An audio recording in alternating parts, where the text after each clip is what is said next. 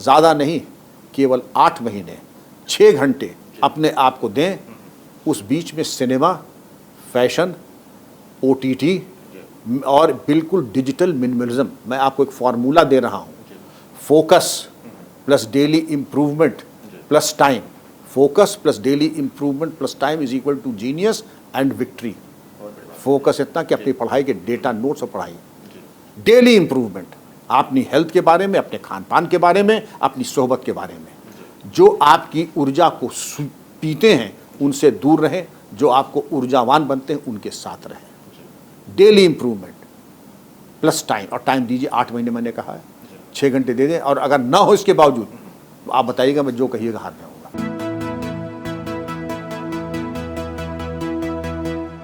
Sir उस वक्त, उस दौर में मुख्तार अंसारी भी एक बड़ा नाम था, उसके खिलाफ भी आपने बहुत एक्शंस लिए, तो कैसे शिकंजा आपने कसा उसके ऊपर?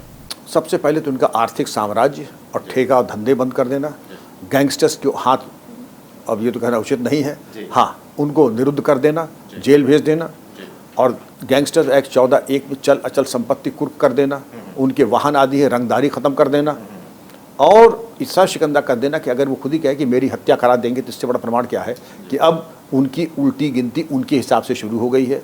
और जब उनके ऐसा माफिया, आप ये देखें, जब मुख्तार अंसारी के भय से एक ज़िले के DM SSP कहते हैं कि हमारी पोस्टिंग यहाँ कर दी जाए क्योंकि मुख्तार अंसारी जेल में रहते हुए हमारी हत्या करा देगा, और मुख्तार अंसारी कह दे कि ये मेरी हत्या करा देंगे, तो आप वो काल खंड का परिवर्तन आप देख सकते थे। खौफ का मुझे लगता है कि यही वजह थी क्या सर, कि मुख्तार अंसारी यूपी से बाहर शिफ्ट हो चुके थे? हाँ, उनको मालूम था कि अगर आपने रॉन्ग नंबर डायल किया तो आपके लिए ठीक नहीं है, आपकी सेहत के लिए ठीक नहीं है, कुछ भी हो सकता है आपके साथ। और ये वही मुख्तार अंसारी नहीं, ये सब जानते थे। आप याद करें, अमिताभ बच्चन की कोई किडनैपिंग कर रहा था, राजू भटनागर, मैं युवा SSP था उस दौर, तो उसने जेल में बंद हो गया। उसने सुप्रीम कोर्ट में एक रिट की कि विक्रम सिंह कहते हैं कि जेल में हो तो अपने को महफूज न समझो क्योंकि जेल में सांप भी निकल आते हैं। तो एक, हालांकि मेरी रेपुटेशन ऐसी क्यों बन गई मैं खुद नहीं जानता हूं, मैं तो बहुत गांधीवादी व्यक्ति हूं, लेकिन उसने कहा कि जेल में सांप भी निकल आते हैं। एक आक्षेप था कि सांप से डसवा देंगे। लेकिन सर जेल का इतिहास भी बड़ा अजीब सा रहा है यूपी में या हमारे देश के अन्य जेलों में भी। उस दौर में सर 3 नाम काफ़ी चर्चा में रहा, एक तो अतीक अहमद, मुख्तार अंसारी और अमरमन त्रिपाठी। ये तीनों जेल से अपराध चलाते थे, तो ये सारा खेल कैसे संभव हो पाता है? यही सब बातें जब मैंने शासन प्रशासन को बताई, मुख्यमंत्री को बताई, तो ये पहली बार हुआ पूरा जेल प्रशासन पुलिस के पास आ गया, तभी आया था। और पुलिस के पास जब आया तो तभी कह दिया था कि ये जब तक आपने जो किया है पाप कर्म, अब इसको कर दीजिए बंद। अब अगर किसी को कोई लाभ मिला, या मछली के तालाब इसलिए काटे जाएंगे क्योंकि माफिया को मछली ताज़ी पसंद है, या बैडमिंटन खेलने लोग जाएंगे माफिया के साथ, या जो अनाधिकृत सामान है, मोबाइल फ़ोन, सैटेलाइट फ़ोन का इस्तेमाल है, इसको कर दीजिए बंद, वरना जेल सुपरिटेंडेंट साहब, जहाँ के आप सुपरिटेंडेंट हैं ना, उसी जेल में आप पोछा लगाएंगे और खाना बनाएंगे। जी, तो उसमें चेंजेस आपको पूरे चेंजेस, हमने कहा पूरे महीने में एक फिक्स डेट पर, ये डेट मैं डिसाइड करता था। मान लीजिए 18 तारीख है, सुबह 6 बजे DM SSP छापा मारेंगे जेल पे, प्रदेश के सारे जेलों में एक साथ छापे।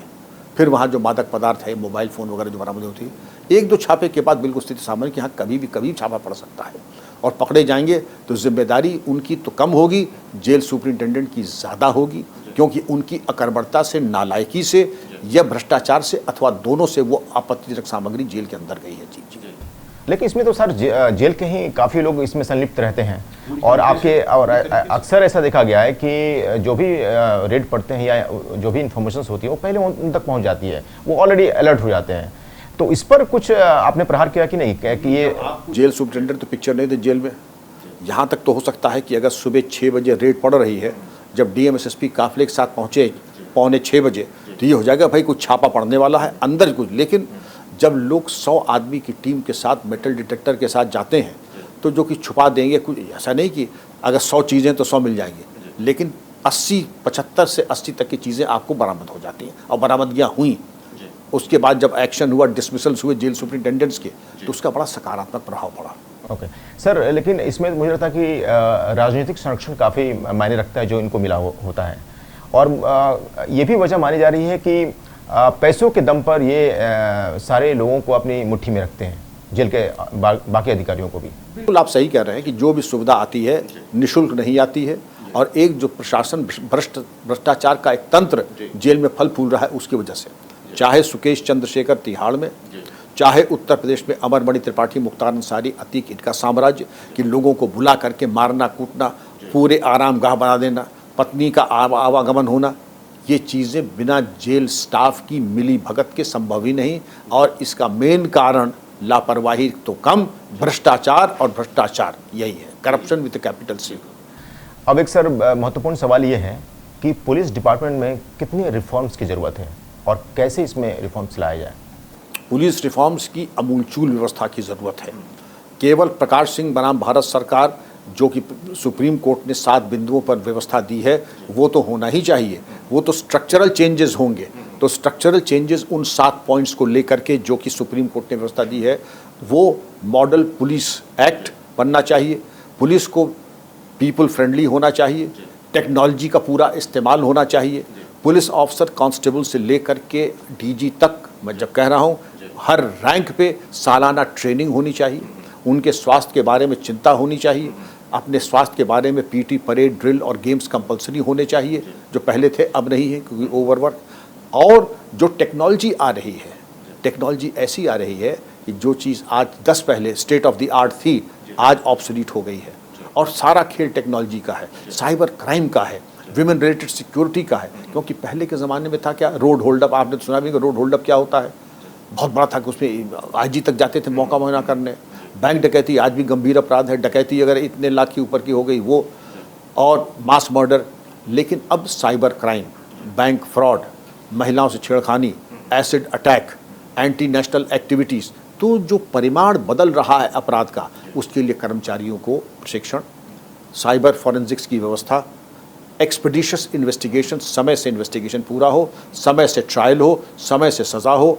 जेल रिफॉर्म तक, जब तक जैसे अंग्रेज़ों ने अपने ज़माने में किया था कि एक दफ़ा FIR या थाने के अभिलेख में नाम आया तो मरते दम तक विभाग आपका पीछा छोड़ेगा नहीं, मरते दम तक, चाहे हिस्ट्री शीट के माध्यम से, चाहे सर्वेलेंस के माध्यम से, चाहे जैसे भी हो। वो व्यवस्था टेक्नोलॉजी ने बहुत आसान कर दिया है। सर रिफॉर्म्स में क्या ऐसा नहीं होना चाहिए कि डिसिप्लिन, ज़्यादा डिसिप्लिन रहे? जैसे आर्मी के लोग काफ़ी डिसिप्लिन होते हैं, तो इसमें भी कुछ आर्मी जैसी ट्रेनिंग की जाए जिससे कि फिटनेस और डिसिप्लिन में ज़्यादा। बिल्कुल, देखिए स्ट्रक्चर तो हर चीज़, हमारे तमाम कमेटीज़ बनी, इतने पुलिस कमीशन बने, धर्मवीरा कमीशन बना, पद्मनाभ भैया कमीशन बना, और प्रकाश सिंह बना, भारत सरकार ने ये दिया, और आपके सोली स्वराज जी ने मॉडल पुलिस एक्ट भी दिया। लेकिन जो सबसे बड़ी कमी है, हमारे राजनीतिक मित्र अपनी गिरफ्त से पुलिस को छोड़ना नहीं चाहते हैं। आप ये सोच सकते हैं कि आखिर हो क्यों नहीं रहा है। सुप्रीम कोर्ट ने जो व्यवस्था दी है, तो आज तक 2006 से आज तक आखिर ये हो क्यों नहीं पा रहा है? हो इसलिए नहीं पा रहा है, हमारे राजनीतिक मित्र इसको छोड़ना नहीं चाहते। चूँकि छोड़ना नहीं चाहते हैं, इसलिए जो सुधार है, पुलिस को स्वायत्ता देना का मतलब, कुछ राजनीतिक मित्रों ने कहा कि जिस दिन पुलिस को स्वायत्ता दे देंगे तो भाई साहब हम भी फिर राजनीति छोड़ के कोई और काम करेंगे, काम धंधा बदल देंगे। हमारी राजनीति चलती ही है एक कॉम्प्रोमाइज पुलिस सिस्टम से, एक लुंज पुंज पुलिस व्यवस्था से। तो जब पुलिस ही स्वायत्ता हो जाएगी तो हम राजनीति किस बात की करेंगे, मूंगफली के दाम की करेंगे। सही कहा सर आपने, ये बहुत ज़रूरी है। अगर ये बदलाव हो गया तो मुझे लगता है कि राजनीति में बहुत बड़ा बदलाव देखने को मिल सकता है। बदलना ज़रूरी है। नए भारत में, जागे हुए भारत में पुलिस ही नहीं, सबको सुधरना होगा, और उसमें राजनीति और पुलिस, जो कि एक सिक्के के 2 पहलू, दोनों को बदलना होगा। जी सर, द एकेडमी के जो हमारे छात्र हैं जो प्रिपरेशन कर रहे हैं UPSC के लिए, उनके लिए कुछ आप मैसेज देना चाहेंगे कि आखिर किस तरह से वो प्रिपरेशन करें, किस माइंड सेट से खुद को तैयार करें ताकि वो आगे चलकर देश की सेवा कर सकें? ज़्यादा नहीं, केवल 8 महीने 6 घंटे अपने आप को दें। उस बीच में सिनेमा, फैशन, OTT और बिल्कुल डिजिटल मिनिमलिज्म, मैं आपको एक फार्मूला दे रहा हूँ, focus plus daily improvement plus time, focus plus daily improvement plus time is equal to genius and victory. Focus इतना कि अपनी पढ़ाई के डेटा, नोट्स और पढ़ाई, डेली इम्प्रूवमेंट अपनी हेल्थ के बारे में, अपने खान पान के बारे में, अपनी सोहबत के बारे में। जो आपकी ऊर्जा को पीते हैं उनसे दूर रहें, जो आपको ऊर्जावान बनते हैं उनके साथ रहें। डेली इम्प्रूवमेंट, प्लस टाइम, और टाइम दीजिए 8 महीने मैंने कहा है, 6 घंटे दे दें, और अगर ना हो इसके बावजूद तो आप बताइएगा, मैं जो कहिएगा हाथ में होगा। बहुत बहुत धन्यवाद सर, आपने अपने महत्वपूर्ण समय दिया हमें द एकेडमी को, और हम आगे भी आपसे मिलते रहेंगे। आपका बहुत बहुत धन्यवाद। धन्यवाद जी, आपके क्रू को भी। द एकेडमी में बस इतना ही। आज हमारे साथ थे पूर्व DGP UP doctor Vikram Singh ji. अगले एपिसोड में हम किसी और शख्सियत के साथ आपसे रूबरू होंगे। आप बने रहिए द एकेडमी के साथ। नमस्कार।